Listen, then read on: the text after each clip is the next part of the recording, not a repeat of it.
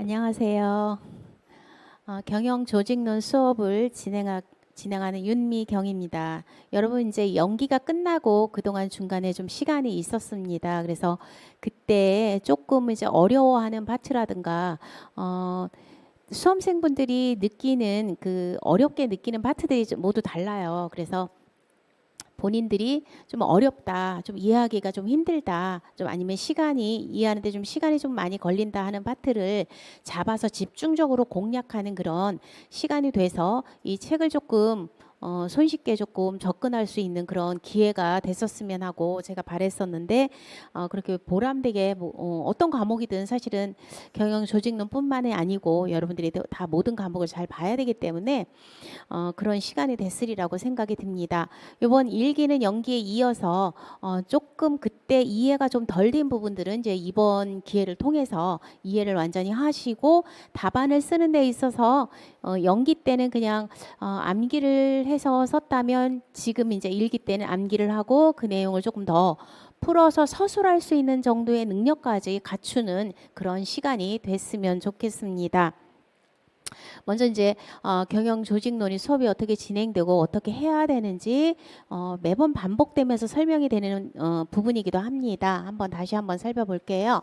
출제 경향을 보면 단문형 그냥 어떠한 이론에 대해서 쓰시오라고 하는 25점짜리 그냥 간단하게 나오는 문제들이 출제가 되고 있습니다. 그건 이제 보통 50점짜리, 25점짜리 이렇게 세 문제가 출제가 되는데 세 번째 문제는 단문형으로 출제가 되는 경향이 좀 있습니다. 근데 지금은 계속 단문형으로 나다 보니까 뭐 변별력의 차이라던가 많이 그런 것들 때문에 아니면 그래서 조금 단문형을 좀 꼬았다던가 아니면 좀 분설형으로 내는 그런 경향이 있기는 합니다만 어쨌든 단문형의 문제가 있고요. 그리고 논술은 어떤 이론을 바탕으로 해서 이제 서술하라는 논하라는 그런 문제가 있습니다. 그리고 세 번째 확장 단문형 같은 경우는 두 개의 어떤 그 단편적인 이론들을 비교 분석하라는 그런 단문형에서 조금 확장된 그런 문제 같은 경우는 이제 조금 길다 보니까 50점짜리 문제로 출제가 되고 있습니다. 근데 요즘에는 이제 50점짜리 문제가 분설형으로 한 세 문제 어떤 사례가 주어지고 그거 현안에 대해서 이론을 제시하고 그거에 대한 어떤 방안을 제시하는 그런 문제로 출제가 되고 있습니다. 네 번째가 바로 그런 문제들인데요. 25점짜리도 간단한 사례를 주고 이제 간단한 어떤 이론을 제시하라는 그런 문제와 조금 복잡하면서 좀 긴 사례, 여러분들이 그 긴 사례를 읽으면서 지레 겁을 먹을 수가 있는데 자세히 읽어보면 그 안에 모든 어떤 이론을 써라 그리고 어떠한 구체적인 방안을 써라라고 모두 제시가 되어 있습니다. 근데 여기서 여러분들이 좀 주의하실 점은 제시된 사례에서 가장 중요하게 부각되는 문제를 해결하는 데 도움이 되는 어떤 이론적 근거를 설명하시오라는 그런 거였는데 사례가 길게 나와 있어요. 어떠한 문제점, A 기업의 어떤 문제점, 이러한 이론은 어떤 거를 말하는 것인지 그거에 대한 해결 방안을 쓰시오라고 했을 때 그 사례형이 주어진 이유가 있습니다. A 기업이 처한 상황, A 과장이 처한 상황, 이러한 상황을 어떤 이론으로 설명할 것이며 그것을 풀어내기 위한 해결 방안을 쓰시오라는 그런 문제는 그 사례에 주어진 A 기업에 대한 상황을 녹여서 모두 이해를 하고 A 과장의 상황을 이해를 하고 그것을 서술할 때 그걸 녹여서 적절하게 집어넣어서 풀어내는 그런 능력이 필요합니다. 나 이거 이론 알아. 그래서 여기서 사례형하고 상관없이 이론을 풀어낸다면 그 사례를 낼 이유가 없는 거죠. 그래서 사례를 적절하게 섞어가면서 풀어내야 된다라는 것을 명심을 하시기 바랍니다. 그러니까 학습 요령을 보면 단권화를 하라고 했습니다. 제가 로빈스 책도 좀 참고를 하면 좋고 데프트 책도 참고를 하면 좋고 그리고 국내 교수님들 중에 박경규 교수님, 백기복 교수님의 이런 조직 그 이론이라든가 조직 행동론, 뭐 임창희 교수님의 조직 행동론 여러 교재들이 있는데 주로 많이 쓰고 있는 게 이제 백기복 교수님이나 뭐 박경규 교수님, 임창희 교수님 이런 책들을 좀 많이 참고를 합니다. 그래서 여러분들이 그런 책을 만약에 이해를 하는데 도저히 이해가 안 된다. 왜? 이 책에는 국내외 그 교재들을 다 총망라해서 압축을 해놓은 거기 때문에 어떻게 보면 여러분들이 이해가 안 되는 부분도 있을 겁니다. 그런 부분들은 그런 책을 한 권 정도는 구비해 놓고 이게 뭐지라고 한번 살펴보시면 조금 쉽게 좀 풀어놨습니다. 그래서 그거를 본인이 이해를 해서 거기다 달아 놓는다면 단권화를 시켜 놓는다면 서술하는데 훨씬 여러분께 도움이 될 거라고 생각이 들고요. 예습보다는 복습을 철저히 하라. 일단은 연기를 나갔기 때문에 여러분들이 그동안 공부를 하는 것이 모두 복습이 될 것입니다. 이번에도 다시 한번 수업을 하고 다지는 그런 시간을 가졌으면 좋겠고요. 기출문제는 꼭 정리를 하라는 게 반복 출제 가능성이 있다라고 하는데 똑같은 문제가 나오지는 않습니다. 근데 비슷한 이론을 뭐 이렇게 다른 사례형으로 묶어서 낸다던가 다 같은 이론인데 조금 변형을 해서 내는 그런 경향이 있기 때문에 어찌됐든 여러분들은 어떻게 변형이 돼도 그 이론을 설명할 수 있는 어떤 기본적인 베이스는 가지고 있어야 됩니다. 그래서 여기서 교재에서 이야기하고 있는 기본적인 이론은 충실하게 여러분들이 그거는 숙지를 하고 계셔야 변형이 돼도 그걸 응용해서 쓸 수가 있기 때문에 너무 많은 문제를 풀어봐야겠다, 많은 사례형을 다뤄봐야겠다라는 생각을 하지 마시고 그냥 기본 이론 이걸 따라가는 것도 사실 바빠요. 그래서 이 교재에 있는 내용들을 기본 이론들을 충실하게 따라갔으면 좋겠다는 생각이 들고요. 굉장히 많은 용어와 키워드가 있습니다. 꼭 들어가야 되는 키워드들이 꼭 있어요. 그래서 제가 PPT를 작성하는 데 있어서 키워드 위주로다가 작성을 했습니다. 그래서 그것을 다시 어떻게 암기는 그렇게 하시되 그거를 서술할 때는 이건 서술형은 단답형이 아니죠. 그것을 풀어놓고 그 낱말 키워드가 들어가는 건 당연히 들어가야 되는 거고요. 들어가서 그걸 어떻게 잘 자연스럽게 풀어낼 것인가 그것을 좀 고민하셔야 되는데 그거는 교재의 내용을 참고를 하시면 되겠습니다. 그래서 같은 문제를 내더라도 단문형으로 논술형으로 사례형으로 이렇게 출제가 될 수 있다는 거. 그래서 제가 문제를 출제해도 이렇게 어떤 부분은 들어간 게 있고 어떤 부분은 내용이 좀 변형돼서 들어갔고 이런 것들이 답안 작성이 일률적으로 똑같이 작성을 하지 않습니다. 그래서 약간씩 변형되는 거는 그때그때마다 내용의 가감은 있습니다. 왜? 문제에서 개념과 어떤 유형을 하라고 했는데 뭐 장단점은 쓰라는 말이 없다. 뭐 시간이 되면 그걸 쓰면 좋겠지만 그럴 시간이 없다면 문제에서 요구하는 답을 작성해야 여러분들이 가점을 받을 수가 있습니다. 감점을 당하지 않을 수가 있기 때문에 이게 문제를 어떻게 내느냐에 대해서 어떤 건 넣고 어떤 건 빼고 이런 것들은 조정을 할 수 있어야 되겠죠. 그리고 답안 작성 방법입니다. 일단 독해 능력이 있어야 되겠죠. 문제에서 요구하는 것이 무엇인지 여러분들이 그거를 읽어내야 합니다. 이거 뭐를 쓰라는 거지? 라는 어떤 그 핵심을 잡아내지 못하면 서술 처음부터 그 서론 부분부터 방향이 어긋날 수가 있어요. 그래서 여러분들이 정확하게 무엇을 쓰라는 것인지를 정확하게 찝어낼 수 있어야 되고요. 두 번째는 문제에서 원하는 순서대로 목차를 작성해야 된다. 이거는 당연한 건데 그러지 않는 분들이 되게 많아요. 채점자들이 채점하시는 분들이 이야기하는 건 뭐냐면 뭉뚱그려서 그냥 뭐 목차도 없이 쫙 그냥 써 내려간다. 나는 나의 길을 가련다라고 무작정 써 내려가는 분들이 있다고 하더라고요. 그래서 문제에서 원하는 순서로 개념부터 시작을 하는 게 가장 좋고 그런 순서에 입각해서 뭐를 써라라고 되어 있고요. 아니면 무슨 이론에 대해서 그냥 뭐 써라 뭐 이렇게 그냥 이렇게 그냥 던져진 문제라면 교재의 순서를 따라가는 게 가장 안전하다라고 볼 수가 있습니다. 그리고 처음에 이제 여러분들이 개념이 굉장히 어렵다고 느낄 수가 있어요. 저도 어렵습니다. 그런데 개념을 잘 살펴보면 기가 막히게 표현을 해놨어요. 근데 그 개념을 그대로 옮기는 작업을 여러분들이 하셔야 됩니다. 왜 그러냐면 개념을 학자가 정의한 개념을 정확하게 쓰고 그리고 난 다음에 내가 이해한 거 아니면 예를 들은 거 뭐 이런 부연 설명을 한다면 서술형의 이 답안이 굉장히 풍성해질 거예요. 근데 처음부터 개념은 하지 않고 자기가 이해한 대로 막 이쪽으로 썼다가 뭐 중언부언 뭐 행설수설 한다면 그거는 정말 높은 점수를 받을 수가 없습니다. 그래서 개념은 정말 정확하게 교재에 쓰여 있는 대로 개념은 정확하게 암기를 하시고요. 그리고 나서 이거는 무엇이다 라고 더 풀어서 쓴다면 훨씬 좋은 답안이 될 것입니다. 그리고 중요한 키워드는 꼭 들어가게 서술을 해야 되는 거고요. 설명할 때는 같은 선수로 구성 요소가 세 가지다. 그러면 같은 순서대로 설명하는 것이 채점자에게 굉장히 편리함을 제공할 수 있고요. 그리고 배려라고도 할 수가 있고 그리고 본인이 아는 걸 질서 정연하게 잘 정리가 됐다라고 할 수가 있습니다. 이런 경우 채점자들도 채점도 용이하지만 높은 점수를 더 받을 수 있다라고 할 수가 있습니다. 이건 뭐냐면 개념을 먼저 썼다. 그럼 개념을 먼저 쓰고 그 다음에 그거에 대한 어떤 구성 요소가 있으면 구성 요소를 쓰고 그리고 나서 뭐 장단점이 있으면 장단점 이렇게 순서대로 만약에 세 개의 내용을 쓰게 된다면 같은 순서대로 쓰는 것이 가장 좋다라고 할 수가 있고요. 도식화하라는 문제는 꼭 넣어야 됩니다. 만약에 도식화하라는 명시가 되어 있는데 하지 않는다면 감점을 받을 수가 있고요.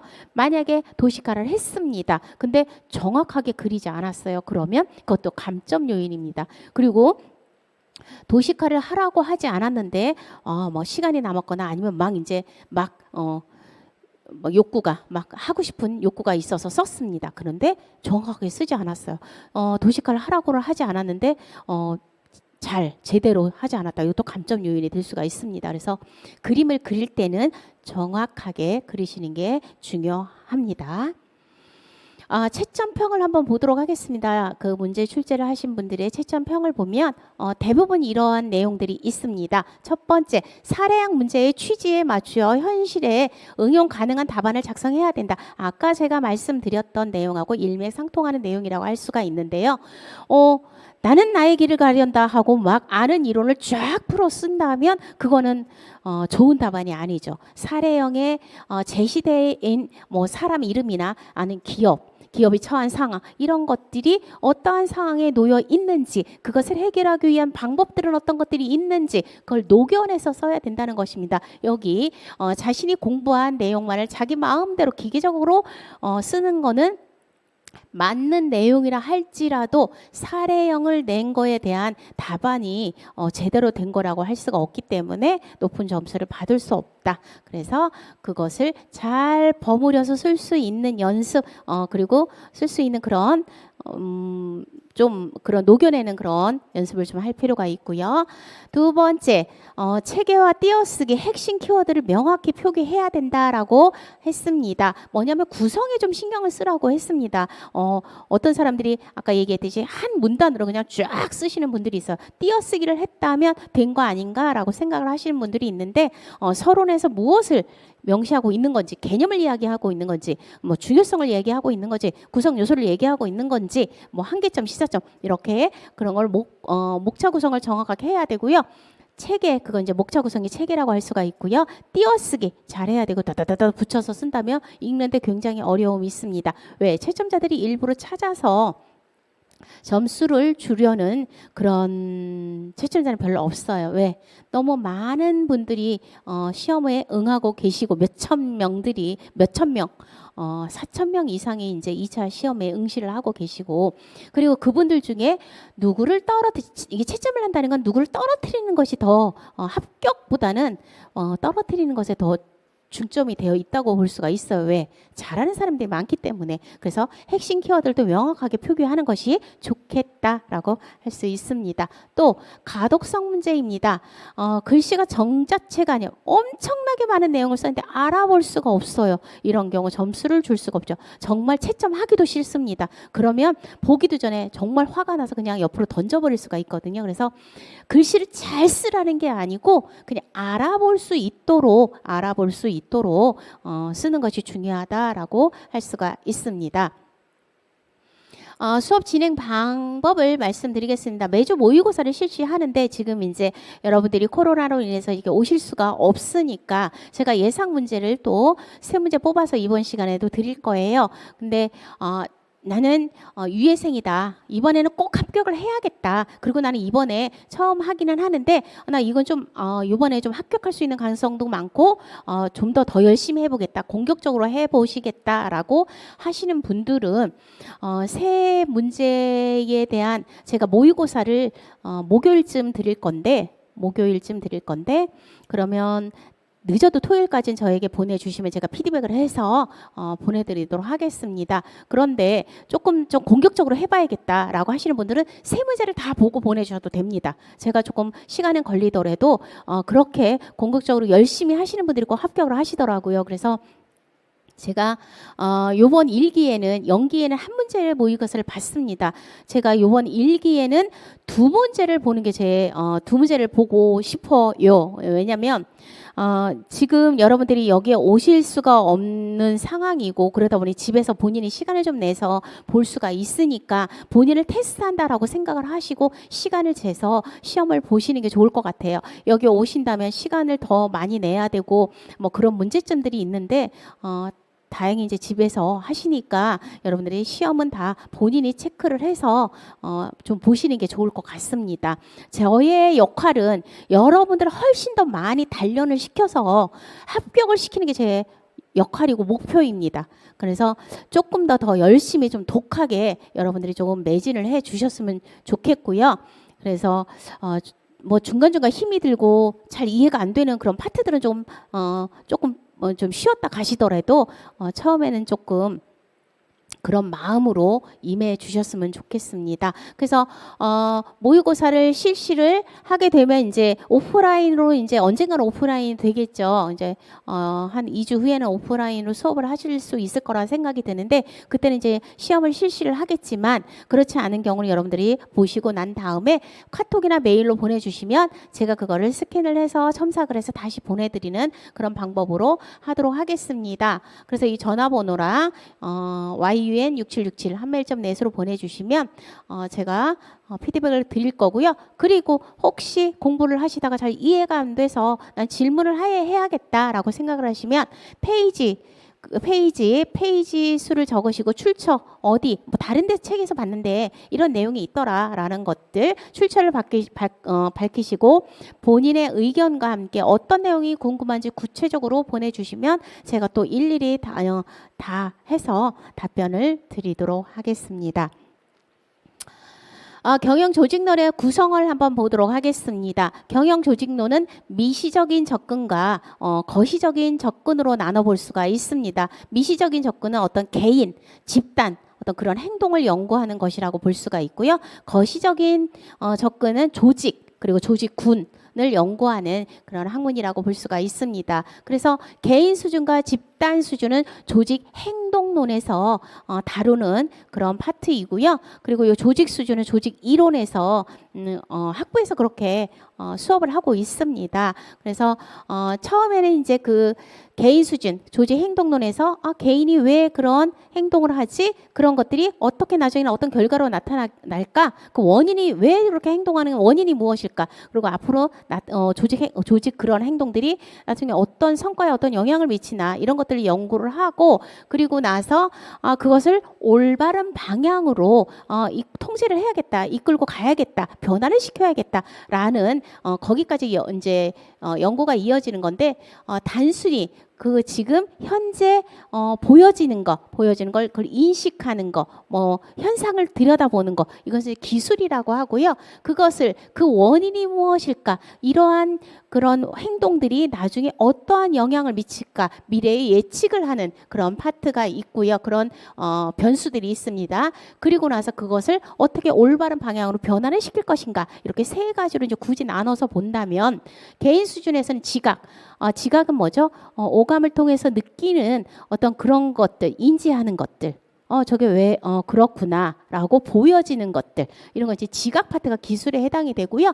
설명 그 원인, 성격, 저게 왜 저러지? 왜 저런 행동을 했을까? 그게 어떤 성격이지? 그게 나중에 성과에 어떤 영향을 미칠까? 미래를 예측하는 그런 것이 이제 성격, 능력, 가치관, 태도, 신뢰, 정의, 정서, 스트레스, 동기부여 이런 것들을 이제 설명이나 예측 파트에서 설명할 수가 있고요. 그다음 변화, 학습과 학습을 통해서 변화를 가져올 수가 있습니다. 그 변화가 된 것들을 계속 이어질 수 있도록 강화시키는 거, 고정시키는 거, 그것이 이제 강화다라고 할 수가 있고요. 집단 수준에서는 집단과 팀을 그냥 이렇게 들여다보고 기술을 하고 그런 것들이 권력과 정치가 어떻게 어떤 원인이 있고 그리고 어떻게 그것이 영향을 미치는지 권력과 정치 갈등과 협상 이것은 이제 그것을 설명하고 예측하는 파트에서 다루는 것이다라고 볼 수가 있고요. 변화 통제, 의사소통이라는 것은 결국은 그것도 이제 조직의 어떤 집단이나 팀의 어떤 그 통제를 위한 수단이기도 합니다. 통제를 위한 수단이기도 하고 어떠한 의사결정을 했을 때 의사결정을 해야 되는지 의사결정, 의사소통, 리더십 이런 것들이 변화를 위한 구성 요소다라고 볼 수가 있습니다. 조직 수준에서는 조직 구조가 어떠하게 생겼는지, 조직 구조 설계를 어떻게 하는 거지, 조직 문화가 어떠한지 이런 걸 들여다보는 거고요. 그리고 조직의 변화 파트를 이렇게 이제 굳이 나눠서 설명을 하자면 그런 건데, 우리가 이제 처음부터 이제 개인 수준 먼저 여기 파트를 배우게 되고요. 그다음에 집단을 배우게 되고 그다음에 조직 이렇게 교재는 그렇게 구성이 되어 있습니다. 그러면 이제 챕터 제일 처음 3페이지를 보도록 하겠습니다. 3페이지 조직에 대한 이해를 해야 되죠. 조직에 대한 이해. 여기에서는 이제 조직 효과성, Organizational Effectiveness, 이제 조직 효과성의 개념. 그리고 조직이 얼마큼 목표를 달성했느냐라는 정도를 측정하는 지표들이 여러 가지들이 있습니다. 전통적인 지표들, 현대적인 지표들, 어떤 지표들이 있는지 그 지표는 어떤 걸로 측정을 하는지 이런 거에 대해서 써라라는 문제가 굉장히 오래전에 출제가 됐습니다. 근데 이거는 이제 우리가 조직을 배우는 데 있어서 가장 기초적인 조직에 대해서 우리가 알아야 그 조직 안에서 활동하고 있는 개인들이나 집단이나 어떤 구조 이런 것들을 살펴볼 수가 있죠. 그래서 조직에 대한 이해가 필요하다라고 볼 수가 있습니다. 그래서 한번 보도록 하죠. 조직의 개념, 사람들이 모여서 상호작용을 하면서 공동의 목표를 추구하는 체계적인 구조를 가진 집합체이며 경계를 가지고 있다. 조직이라는 것이 어떤 목표를 가지고 있죠. 우리가 공동으로 목표를 가지고 있습니다. 공동의 목표를 달성하기 위해서 사람들이 이렇게 모여서 체계적인 구조라는 것은 회장은 누구고 누가 명령을 내리고 너는 얼마만큼의 일을 하고 너는 무슨 일을 하고 이런 것들이 이렇게 정해져 있는 거니까 기업의 구조 구성도 뭐 이런 거 체계 이런 걸 보면은 알 수가 있죠. 누가 회장으로 있고 사장은 누구이고 팀장은 누구이고 뭐 어떤 부서는 어떻게 이렇게 나누어져 있고 그 부서에서 하는 일들은 뭐고 이 기업이 무엇을 생산하고 있고 이런 것들을 알 수가 있는 거죠. 그래서 이런 사람들이 모여서 이렇게 어떤 체계를 가지고 있습니다. 이 부서의 사람들 담당한 업무들 뭐 이런 거를 가지고 있죠. 이런 거 구조라고 할 수가 있습니다. 근데 이러한 사람들은 서로 상호작용을 하죠. 이런 상호작용을 해가면서 이런 공동의 목표를 추구하는 구조조직인 체계를 가지고 있는 집합체라고 볼 수가 있습니다. 그런데 이 조직이라는 것은 외부 환경과 이렇게 뭔가 구분할 수 있는 경계를 가지고 있는 게 조직이다라고 할 수가 있습니다. 그래서 3페이지를 보면 조직이란 어떤 이 개념을 이렇게 쓰시면 되고요. 여기 개념이 좀 길게 나와 있어서 여러분들이 개념을 쓸 때 조직이란 공동의 목표를 달성하기 위하여 아니면 사람들이 모여 상호작용을 하면서 공동의 목표를 추구하는 체계적인 구조를 가진 집합체의 경계를 가지고 있다. 아니면 뭐 조직이란 공동의 목표를 달성하기 위해 체계적인 구조화에서 서로 상호작용하는 인간들의 결합체다. 인간의 결합체를 말한다라고 쓰고 그 밑에 부연 설명을 여러분들이 어떤 거든 몇 줄 써주시면 훨씬 좋다는 거죠. 조직은 사회적 존재로서 목적성을 가지고 있고 특정한 의도에 의해서 행동들이 구조화되고 조정되고 외부 환경과 긴밀한 연결성을 가지고 있다라고 뭐 그렇게 한다던가 아니면 그렇기 때문에 의사결정을 내리기 위한 어떤 권한이나 역할, 책임, 일정한 그 규칙들이 정해져 있어서 서로 역동적인 상호작용 속에서 변화를 추구해 간다라고 쓰시면 어느 정도 조직에 대한 개념을 알고 있다라고 할 수가 있습니다.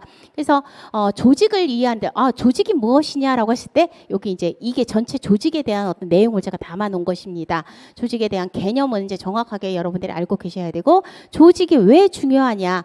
우리는 어떤 목표를 달성하는데 혼자보다는 같이 모여서 한다면 목표 달성을 훨씬 빨리 할 수가 있죠. 혼자 생산하는 것보다 내가 할 수 없는 것들을 같이 모여서 이룰 수가 있다. 목표 달성을 할 수가 있고 가치 창출을 할 수가 있고 혁신을 이룰 수가 있고 효과적인 생산 도구로서의 어떤 역할을 한다라고 할 수가 있습니다. 그러면 조직의 유형을 이렇게 학자들이 이렇게 나누어서 좀 기준이 많이 다르죠. 어떻게 나누었는지 에치오니는 강압적인 조직, 공리적 조직, 규범적 조직 이렇게 세 가지로 나누었습니다. 블라우와 스캇은 호혜적 조직, 기업 조직, 봉사 조직, 공익 조직 이렇게 네 가지로 나누었고요. 카츠와 칸은 경제적인 조직, 관리적 정치적 조직, 유지 기능적 조직, 적응적 조직 이렇게 또 네 가지로 나눴습니다. 이러한 조직들이 왜 생겨났을까라고 보면은 우리는 조직은 서로 일을 나누어서 왜 효율성과 효과성을 달성하기 위해서 나누어서 한 사람이 여러 가지 일을 하는 것보다 한 사람이 한 가지 일을 할 때 훨씬 능률적이고 숙련돼서 훨씬 빨리 일을 할 수가 있죠. 그래서 노동의 어떤 분업화가 필요해서 조직이 생겨난 거고 거래 비용을 감소시키기 위해서 밖에서 거래를 하다 보니 그거를 찾아야 되고 감시를 해야 되고 제대로 잘 공급되는지도 잘 살펴봐야 되고 이런데 비용들이 너무 많이 드는 거예요. 그래서 그럴 바에는 내가 내부화를 하겠다. 내가 직접 생산을 하겠다. 내 눈에서 보이지 않는 손을 관리하기가 너무 힘드니까 내가 보이는 손에 의해서 관리를 하겠다라고 해서 조직이 생겨났다라고 할 수가 있습니다. 그래서 이 조직에 대한 요건 이제 키워드만 요약을 해놨다라고 보면 되겠고요. 3페이지 조직의 중요성 여러분들이 쭉 따라오면서 한번 이렇게 이 연기 때 보셨던 걸 한번 복습을 하신다라고 생각을 하시면 되겠습니다. 첫 번째 조직은 목표의 달성을 도구로서 중요하다. 왜냐? 사람들이 모여서 어떤 자원을 결합하고 조립하고 뭔가가 생산을 해내죠. 산출물을 내는 거죠. 그래서 조직의 목표를 달성하고 있다. 그리고 두 번째 가치 창출을 하고 있는 거예요. 가치 창출이라는 것은 뭐냐면 조직은 굉장히 혼자 이루어지는 게 아니에요. 조직에는 여러 사람들이 모여 있다고 했죠. 종업원들은 일을 함으로 인해서 나의 어떤 노무를 일을 함으로 인해서 제공을 함으로 인해서 거기에 임금을 타는 거예요. 그래서 생활을 영위할 수가 있는 것입니다. 주주들은 돈을 내고 거기에 배당금을 받을 수가 있는 거고요. 그리고 고객들은 품질 좋은 어떤 제품들을 사서 쓸 수가 있는 거고 이런 여러 이해 관계자들에게 어떤 가치 창출을 위한 그런 것들이 이제 조직에서 해주는 것이다라고 할 수가 있고요. 혁신, 환경의 변화에 잘 적응을 하고 거기에 또 변화를 또 추구하는 혁신적인 주체이기도 합니다. 또 조직은 효율적으로 모여서 아까 뭐라 그랬죠? 분업을 통해서 아주 생산성을 높일 수 있다고 했죠. 그래서 많이 생산을 해서 경쟁력 있는 가격으로 이렇게 또 내놓는 그런 일을 할 수가 있다. 그래서 조직이라는 것이 저도 이런 조직에 와서 강의를 하고 있는 것은 페이를 받고 있기도 하지만 어떤 보람도 느낄 수 있는 거고 그리고 나의 생활을 영위할 수도 있는 거고 그리고 내 개인의 행복뿐만이 아니고 어떤 여러 사회 전반적인 어떤 뭔가에 영향력을 일조를 하고 있다라고 생각할 수도 있는 것입니다. 이런 조직들이 많이 이렇게 맞물려서 사회가 돌아가는 것이다라고 할 수가 있고요. 조직의 유형을 한번 보도록 하겠습니다. 에치오니의 구분입니다. H1입니다. H1은 조직에 이제 상급자가 있고 부하가 있습니다. 어떤 복종의 구조가 어떠하냐에 따라서 그 기준에 따라서 복종의 기준에 따라서 복종의 구조의 기준에 따라서 강압적 조직, 공리적 조직, 규범적 조직으로 나누었습니다. 강압적 조직은 강압적으로 내가 뭔가를 하고 싶지만 내 마음대로 할 수가 없는 그런 구조입니다. 그러니까 공익과 봉사를 주요 목표로 삼고 있는데 학교, 교도소, 보건소 이런 것들 강제적인 권력 그냥 들어가서 해야만 되는 교육도 받아야 되는 거고 교도소에서 내가 마음대로 할 활동을 하지 못하죠. 그래서 거기 순응할 수밖에 없는 그런 복종할 수밖에 없는 그런 상황 그런 것이 강압적 조직이다라고 볼 수가 있고요. 공리적 조직은 영리를 목적으로 하는 기업체들이 보통은 공리적 조직인데 이익을 추구한다라고 볼 수가 있습니다. 규범적 조직이라는 것은 교회나 정당 이런 것들이 이제 헌신하고 순종해야 조직에 이익도 되고 자신에게 어떤 유익하다라는 것들 그런 교회나 정당 그런 조직이 규범적 조직이다라고 이렇게 복종의 구조를 기준으로 해서 나누었습니다. 블라와 스캇은 수혜자 누가 이익을 누가 수혜자 덕을 보느냐 이런 기준으로 나누었는데 호혜적 조직이라는 것은 정당 조합원 노동조합 이건 정당이나 노동조합에 속한 사람들이 수혜자라고 할 수가 있는 거죠. 이런 호혜적 조직이 있고요. 기업 조직 같은 경우는 제조업과 서비스 무엇을 생산하는 그런 업체인데 기업의 경우는 소유주가 그 수혜자다라고 볼 수가 있습니다. 그래서 조직 운영을 조직을 성장시키고 그리고 생존을 위해서 하는 그런 것들이 기업 조직이다라고 볼 수가 있습니다. 세 번째 봉사 조직은 사회사업 기관이나 병원, 학교 이런 것들은 고객이 수혜자입니다. 고객이 수혜자가 되는 거고요. 고객에 대한 봉사 이런 극대화를 하기 위한 뭐 병원이나 학교 뭐 이런 것이 봉사 조직이다라고 볼 수가 있고요. 공익 조직은 우리가 이제 뭐 공공기관 뭐이라고 볼 수가 있는 거죠. 행정기관, 군대 조직, 경찰 조직, 공기업 이런 거는 우리 공익 조직은 국민이 수혜자입니다. 국민이 수혜자인데 국민이 수혜자이긴 하지만 국민에 의해서 또 이렇게 통제를 당하기도 하죠. 그래서 그러기 위해서 이제 제도적 장치, 자기들 마음대로 할 수 있는 것들이 아니죠. 그래서 제도적 장치가 갖추어져 있다라고 보시면 되겠습니다. 카츠와 칸의 분류는 조직이 가지는 대외적 목적, 기능에 따라서 경제적 조직, 관리적, 정치적 조직, 유지 기능적 조직, 적응적 조직 이렇게 나눴습니다. 경제적 조직이라는 것은 어떤 제품을 생산하고 어떤 그런 거로 인해서 구성원들에게 보상을 제공하는 그런 기업을 말합니다. 보통의 기업들이 여기에 해당이 된다라고 볼 수가 있고요. 관리적, 정치적 조직은 국가 행정기관들, 노동조합, 압력단체, 정당 이거 사회가 바라는 목적을 달성하기 위한 그런 조직이라고 볼 수가 있고요. 유지 기능적 조직은 학교나 어떤 교회 이런 것들이 어떤 교육을 통해서 어떤 사회를 유지시켜가는 그런 뭐 규범 같은 것들을 가르치고 사회를 유지시키는 어떤 그런 기능들을 한다라고 보시면 되겠습니다. 적응적 조직이라는 것은 대학이나 연구기관, 예술기관 뭐 이런 것으로 지식을 창출한다거나 아니면 뭐 그런 것들을 검증하고 뭐 적용한다 뭐 이런 것들이라고 볼 수가 있습니다. 그리고 조직의 등장을 보겠습니다. 효율적으로 일하기 위해서 분업이 필요했고요. 그리고 그 시장에 보이지 않는 손에서 시장의 거래를 통해서 그런 비용들이 너무나도 많이 들어가기 때문에 내가 내부화를 해야겠다. 조직으로 끌어들여야겠다. 내가 생산을 하고 말지라고 했기 때문에 조직이 생겨났다고 볼 수가 있습니다. 첫 번째 노동의 분업입니다. 노동은 적게 하면서 어떻게 하면 산출을 많이 낼 수 있을까?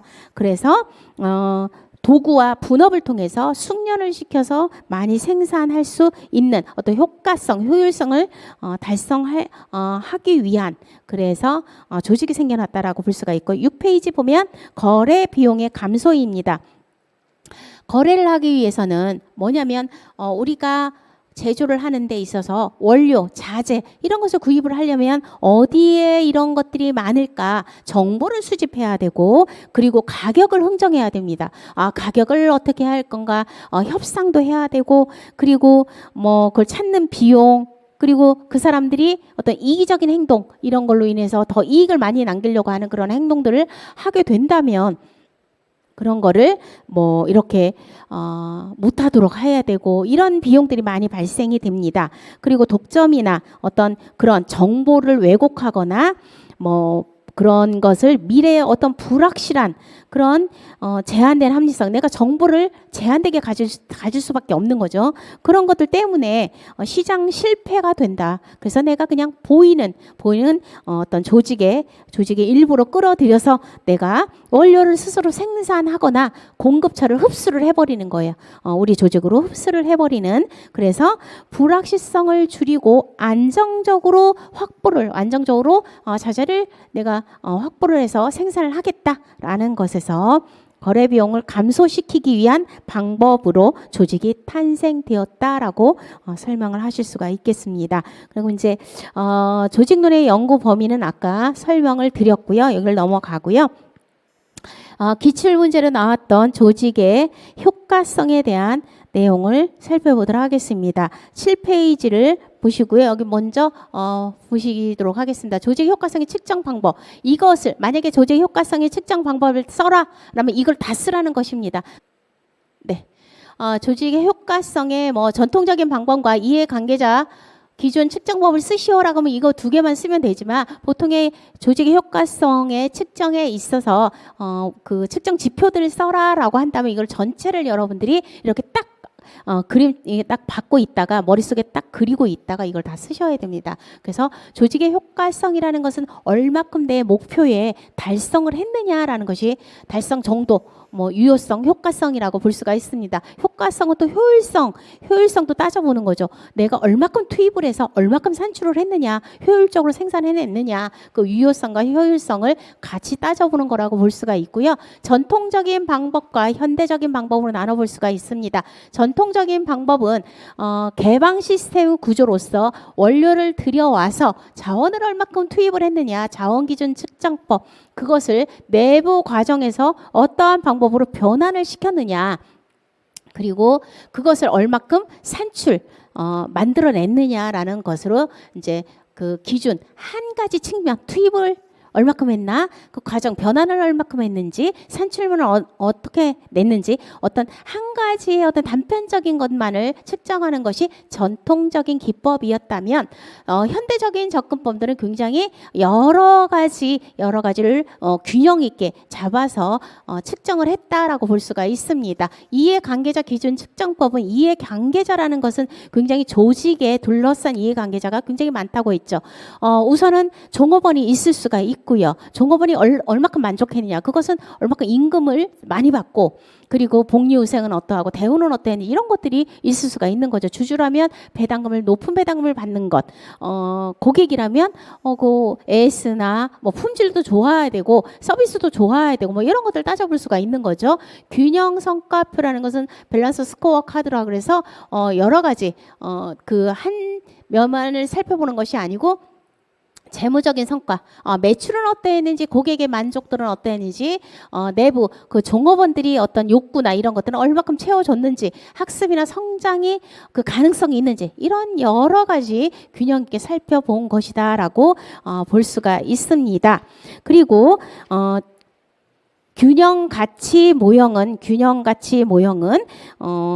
그 어떤 그 조직이 얼마큼 유연하냐. 아니면 통제적이냐 아니면 그 조직이 내부에 집중되어 있냐 외부에 집중되어 있느냐에 따라서 이렇게 네 가지로 나누었습니다. 개방 체계 모형, 합리적 목표 모형, 내부 과정 모형, 인간관계 모형. 이것을 여러분들이 기억을 하고 계셨다가 이걸 풀어 쓸 수 있어야 되는 거죠. 그래서 한번 보면 전통적인 측정 지표는 시스템적 관점이다라고 보시면 되겠습니다. 그냥 시스템적 관점이다는 개방 시스템을 이야기하는 것입니다. 외부 환경으로부터 자원을 투입을 받아서 그것을 내부에서 이런 변환을 시키는 과정을 통해서 산출물을 내는 이런 과정들을 한 한 면 이렇게 보는 측정을 하는 것이라고 볼 수가 있고요. 현대적인 측정 지표의 첫 번째 통합적 관점이다라고 볼 수가 있는데 이해관계자 조직을 둘러싼 종업원들 조직이 얼마큼 만족스러우냐, 임금을 얼마큼 주느냐 이런 것들, 고객 얼마나 좋은 품질, 서비스 이런 것들을 받느냐, 그리고 채권자들 관리, 정부의 규제는 얼마큼 잘 지키고 있는지, 그리고 노조, 지역 사회에는 얼마큼 기여를 하고 있는지, 공급자에게는 얼마큼 공정한 거래를 하고 있는지, 주주에게는 얼마큼 배당을 하고 있는지, 이런 각각의 이해관계자가 각각 다르죠. 만족하고자 하는 요구하는 것도 다 다릅니다. 그래서 이러한 것들을 어떻게 균형 있게 만족을 시켜줄 것이냐, 이것으로 측정을 한다라고 보시면 되겠습니다. 다음은 균형 성과표입니다. 밸런스 스코어 카드 BSC라고 하는데 재무적인 관점, 얼마큼 우리가 그 매출을 냈느냐, 매출을 한 것은 매출을 한 것은 과거인 거죠. 매출한 거. 그리고 고객 관점에서 얼마큼 고객을 만족시키고 서비스를 잘 했는지, 문제가 있을 때 얼마큼 잘 해결을 해줬는지, 아니고 고객이 얼마큼 유지가 되고 있는지, 뭐 이런 관점으로 볼 수가 있습니다. 내부 프로세서 관점은 얼마큼 종업원들의 어떤 만족을 시켜줬는지, 뭐 이런 것들을 보면 되겠습니다. 만족을 시켜주고, 그리고 제품 개발이나 어떤 그 사후 서비스 주문을 했을 때 어떤 이행을 얼마큼 해줬는지, 그런 것들, 그 내부의 핵심 프로세스가 어떻게 운영되고 있는지, 이런 것을 살펴보는 거라고 볼 수가 있고요. 학습 및 성장 관점은 얼만큼 그 직무 만족을 하고 있고 조직 몰입을 하고 있는지, 성과 달성을 위해서 학습과 성장 그런 관점을 보는 것이다라고 볼 수가 있습니다. 다음은 경쟁 가치 모형입니다. 컴퓨팅 밸류 프레임워크라고 해서 CVF라고 하는데요.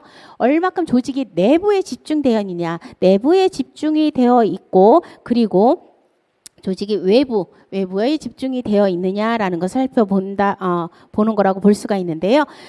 내부에 집중이 되어 있다는 것은 그 종업원들의 어떤 직무 만족이나 욕구 충족, 이런 것을 얼마큼 종업원들에게 포커스가 맞춰져 있다, 내부에 포커스가 맞춰져 있다라고 볼 수가 있는 거고요.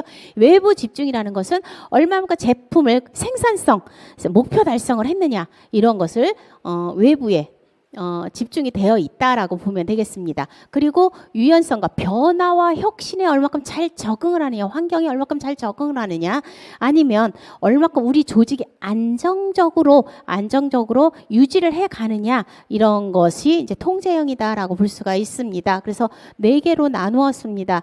외부에 집중되어 있으면서 변화에 잘 적응을 한다. 이것은 개방 체계 모형이다. 이 목표는 뭐냐면, 개방 체계 모형은 외부의 어떤 목표 달성이나 어떤 그런 것을 해 가면서 변화에 잘 적응하는 조직이라고 할 수가 있습니다. 이런 조직은 그러므로 인해서 조직의 성장과 자원을 어떻게 하면 잘 획득을 할 것인가, 이것이 목표라고 볼 수가 있습니다. 그러기 위해서는 그 수단으로는 적응력이나 위기 대응 능력을 평가를 한다라고 볼 수가 있고요. 외부 집중에 돼 있으면서 조직의 어떤 안정성을 끌고 가는 그런 모형은 합리적인 목표 모형입니다. 그래서 여기에서는 얼마큼 생산성, 안정적으로 생산을 할 것이며, 그리고 얼마만큼 효율성을 달성할 것인가, 이것이 목표라고 볼 수가 있습니다. 그러기 위해서는 계획을 잘 세워야 되겠죠. 그리고 목표를 설정을 해서 그것을 잘 따라가는 것이 합리적 목표 모형의 어떤 평가 기준이다라고 볼 수가 있습니다. 그리고 내부 종업원들의 어떤 욕구 충족이나 어떤 성장에 집중돼 있으면서 안정적인 걸 추구하는 그런 기업입니다. 내부 과정 모형이다라고 할 수가 있고요. 안정, 질서, 팀워크가 여기에는 목표라고 할 수가 있습니다. 그러기 위해서 그 구성원들끼리의 정보 관리나 의사소통이 원활해야 되겠죠. 그래서 내부 과정에 집중되어 있는 그런 모형이다. 내부에 집중되어 있으면서도 그 종업원들의 어떤 성장이나 개인 성장이나 그 욕구에 집중이 되어 있으면서도 변화나 어떤 혁신에도 적응, 환경의 변화도 잘하는 그런 거는 인간관계 모형이다. 이런 것 같은 경우는 인적 자원의 성장과 개발, 어떤 종업원들의 어떤 개발과 성장을 어떻게 할 것인가. 왜냐? 그 환경에 종업원들의 욕구에도 관심이 있지만 적응과 환경에 어떤 대처하기 위한 어떤 성장 개발이 거기에 이제 적응을 해야 되니까 그게 목표입니다. 그러기 위해서 결속력이나 응집력이나 신뢰, 사기가 여기에 어떤 수단으로 이용될 수 있다라고 보시면 되겠습니다. 그래서 여기까지 보고 교재를 한번 다시 설명을 드리도록 하죠. 교재는 7페이지 맨 밑에 보죠. 조직의 목표란 조직이 달성하고자 하는 바람직한 상태, 목표가 뭐죠? 우리가 지금 합격을 해야겠다라고 생각하는 그 목표라고 했다면 미래의 내가 어떤 모습인 거죠.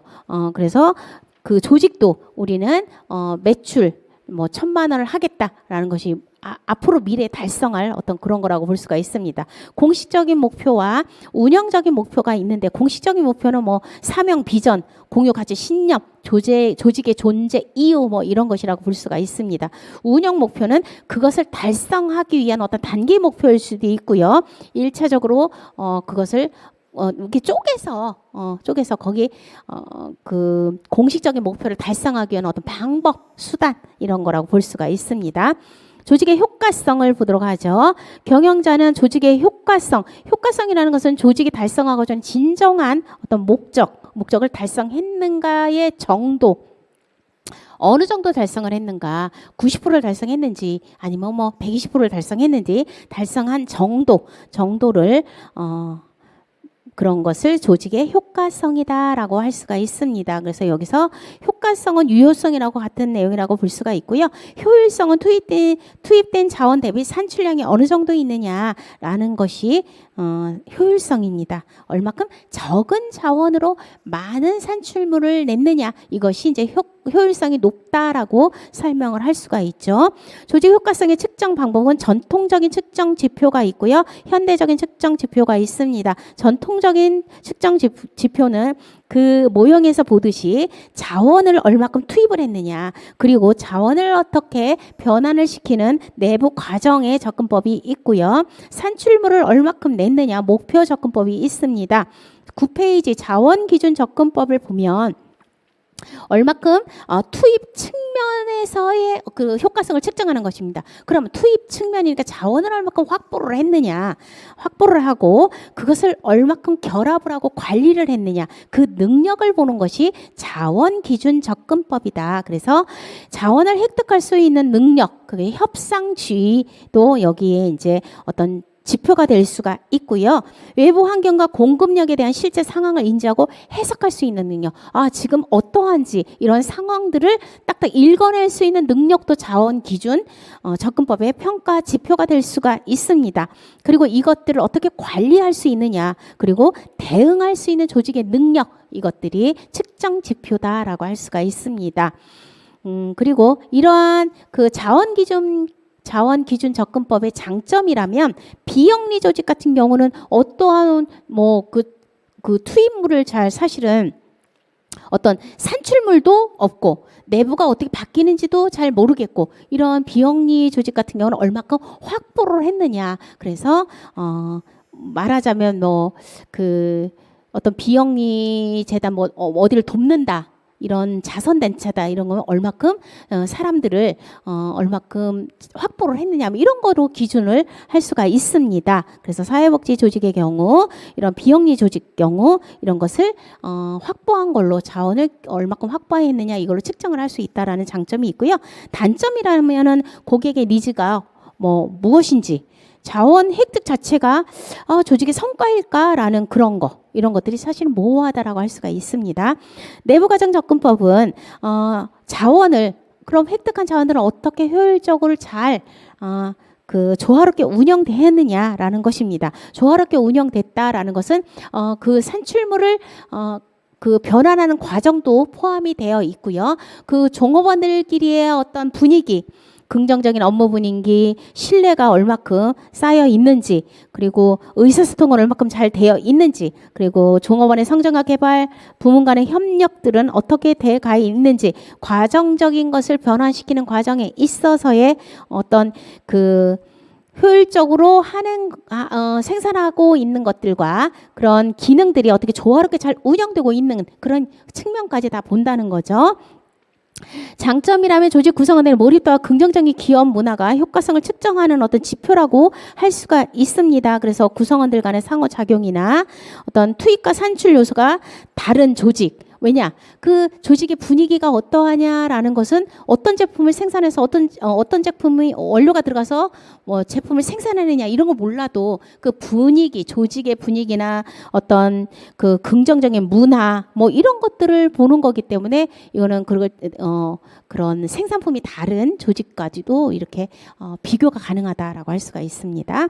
단점이라면 내부 과정, 내부 사실 들여다보는 것은 굉장히 어렵습니다. 내부를 들여다본다는 것은 사실은 그 내부에 있지 않은 사람, 외부에 있는 사람 사실 잘 모릅니다. 그렇기 때문에 서로 비교 가능한다는 게 측정이 불가능하다. 그리고 굉장히 우리 조직 문화가 굉장히 좋아, 우리 굉장히 팀워크 좋아라고 할 수 있는데 그런 좀 주관적인 측정이다라고 볼 수가 있는 것입니다. 목표 접근법은 산출 측면에서 효과성을 측정하는 것인데 이거는 굉장히 딱 명확하게 나와 있기 때문에 이게 가장 측정을 할 수 있는데 가장 좋은 방법이다라고 할 수가 있습니다. 왜냐? 수익을 얼마큼 냈느냐, 시장 점유율이 얼마큼 됐느냐, 성장을 얼마큼 했느냐, 사회적 책임이나 제품 품질이 어떠하냐 산출물을 보고 측정하는 거기 때문에 이것은 이제 비즈니스 조직에 가장 활용이 되고 쉽게 측정이 가능하다라는 장점이 있습니다. 그런데 목표가 여러 가지야. 한 기업의 목표가 또 여러 가지 있을 수가 있어. 그럼 어떤 걸로 측정해야 되지? 라는 그런 것들, 그리고 기업의 사회 공헌도나 고객 만족도 이런 것들은 사실은 측정하기 사실은 어렵습니다. 저도 고객 만족도 측정을 하려면 대부분 그냥 만족한다고 주는 경향이 있어서 이런 것들은 과연 만족을 해서 주는 건지 귀찮아서 그렇게 하는 건지 뭐 이런 것들이 사실 측정하기 어렵죠. 그리고 이제 과거의 업적이나 미래 행동이 반드시 일치하는 것은 아니다라고 볼 수가 있습니다. 다음은 이제 현대적 측정 지표의 통합적 관점입니다. 이것은 이제 전반적인 활동을 검토하는 그런 방법이다라고 볼 수가 있습니다. 이해관계자 접근법은 아까 이야기했듯이 주주에게는 어떤 배당률이나 종업원들의 조직 만족이나 임금 뭐 이런 것들이라고 볼 수가 있죠. 그래서 이거에 대한 장점이라면 효과성을 여러 폭넓은 그런 것들을 측정할 수가 있는 거죠. 그래서 가장 널리 사용할 수 있고요. 내부뿐만이 아니고 외부까지도 모든 요소들을 다 관련지어서 평가할 수 있다라는 장점이 있습니다. 단점이라면 이해관계자가 굉장히 많기 때문에 어떤 사람의 목소리를 들어줄 것인가, 이것은 사실은 어떤 것을 먼저 만족을 시켜줄 것인가, 이건 굉장히 기업마다 다를 수가 있고요. 그런 거를 가려내는 것도 쉽지 않습니다. 그리고 누가 이것을 보느냐에 따라서 관점이 달라지기 때문에 다르게 해석이 될 수 있다라는 것입니다. 다음은 이제 균형 성과표입니다. 카플란과 노튼에 의해서 이제 개발이 된 거다라고 볼 수가 있는데 전통적인 재무 지표 그리고 기업이 가지고 있는 어떤 핵심 역량 뭐 이런 것들을 결합해서 한 것이다라고 볼 수가 있습니다. 그래서 재무적인 관점은 성과를 보여주는 거죠. 투자 수익률이나 이익이나 매출액을 평가하는 그런 방법이라고 볼 수가 있고요. 고객 관점은 고객 만족도는 어느 정도인지 재구매율, 그리고 고객 충성도, 고객 수, 시장 점유율, 신규 고객 수 이런 것으로 파악을 할 수가 있습니다. 내부 프로세스 관점은 기업이 핵심 프로세스 그리고 핵심 역량이 무엇이냐, 제품 개발은 어느 정도 하고 있고 사후 서비스는 어떠하고 주문을 이행하는데 이행률은 어느 정도이고 주문당 비용은 어느 정도 드는지, 그리고 문제를 해결하는데 리드 타임은 어느 정도 걸리는지 이런 것으로 그 내부의 핵심 역량으로 파악을 할 수가 있습니다. 그리고 학습 및 성장 관점입니다. 그 직원들의 숙련도, 직무 만족도, 조직 몰입도, 정보 획득 가능성, 연구 개발 뭐 이런 것들이 여기에 해당이 된다라고 볼 수가 있습니다. 다음은 경쟁 가치 모형입니다. 경쟁 가치 모형은 퀸과 로바우에 의해서 제시가 된 것입니다. 뒤에 이제 또 뭐 연결이 돼서 보는 것들이 있는데 일단은 관리자와 연구자들이 사용한 어떤 그런 다양한 지표들을 다 결합을 했습니다. 그래서 그것을 제시를 했는데 첫 번째 기준은 조직의 구조나 제도가 좀 열려 있느냐, 유연하냐, 아니면 통제적이냐. 그리고 그 조직의 운영이 내부의 조직 구성원들에게 맞춰져 있느냐 아니면 외부의 생산성이나 어떤 효율성에 맞춰져 있느냐라고 보는 것입니다. 세 번째는 수단과 목적 뭐 이런 것들을 또 볼 수가 있습니다. 그래서 개방 체계 시스템, 그리고 합리적 목표 모형, 그리고 내부 가정 모형, 인간관계 모형 그렇게 아까 살펴봤는데 여러분들이 이거는 그냥 읽어보시면 다 이해가 될 수 있는 그런 부분이라고 보고요. 그러면 잠깐 쉬었다가요. 4시 5분에 다시 뒤에 이어가도록 하겠습니다.